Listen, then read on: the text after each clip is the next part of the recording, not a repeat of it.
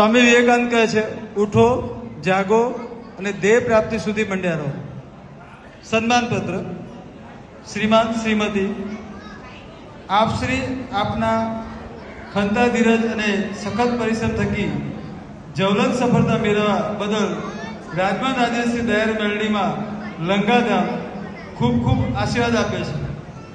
આપના જીવન નૈયાની શરૂઆતની સીડીનું પ્રથમ સોપાન સર કર્યું છે અને હજુ આગળ ખૂબ લાગી મંજિલ કાપવાની છે.